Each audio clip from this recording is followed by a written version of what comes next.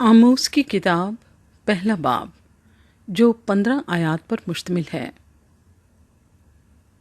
تقو کے چرواہوں میں سے آموس کا کلام جو اس پر شاہ یہودا عزیہ اور شاہ اسرائیل یربام بن یواس کے ایام میں اسرائیل کی بابت بھونچال سے 2 سال پہلے رویا میں نازل ہوا۔ اس نے کہا کہ خداوند صیون سے نعرہ مارے گا اور یروشلم سے آواز بلند کرے گا، اور چرواہوں کی چراگاہیں ماتم کریں گی اور کرمل کی چوٹی سوکھ جائے گی۔ اسرائیل کی ہمسایہ قوموں پر خدا کا غضب۔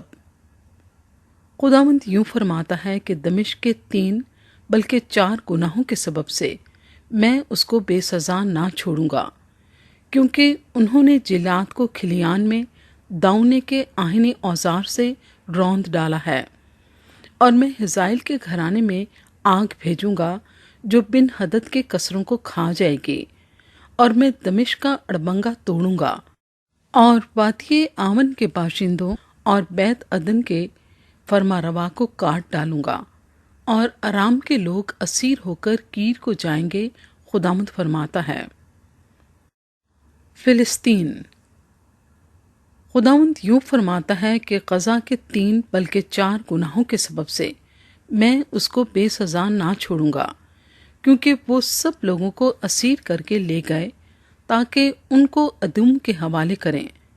پس میں غزہ کی شہر پناہ پر آگ بھیجوں گا جو اس کے کسروں کو کھا جائے گی، اور اشدود کے باشندوں اور اسکلون کے فرما روا کو کاٹ ڈالوں گا، اور اکرون پر ہاتھ چلاؤں گا، اور فلسطینیوں کے باقی لوگ نیست ہو جائیں گے۔ خداوند خدا فرماتا ہے۔ سور۔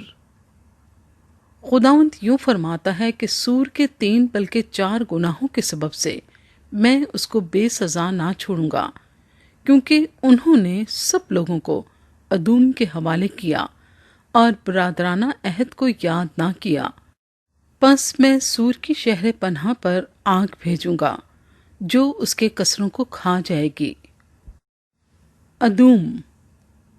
خداوند یوں فرماتا ہے کہ ادوم کے 3 بلکہ 4 گناہوں کے سبب سے میں اس کو بے سزا نہ چھوڑوں گا، کیونکہ اس نے تلوار لے کر اپنے بھائی کو رگیدا اور رحم دلی کو ترک کر دیا، اور اس کا قہر ہمیشہ پھاڑتا رہا اور اس کا غضب موقوف نہ ہوا۔ پس میں تیمان پر آگ بھیجوں گا اور وہ بسرا کے کسروں کو کھا جائے گی۔ امون۔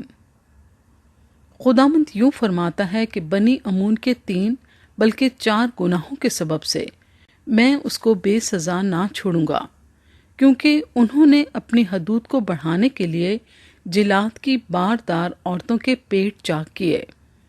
پس میں ربا کی شہر پناہ پر آگ بھڑکاؤں گا جو اس کے کسروں کو لڑائی کے دن، للکار اور آندھی کے دن گرد باد کے ساتھ کھا جائے گی، اور ان کا بادشاہ بلکہ وہ اپنے امرا کے ساتھ اسیر ہو کر جائے گا۔ خداوند فرماتا ہے۔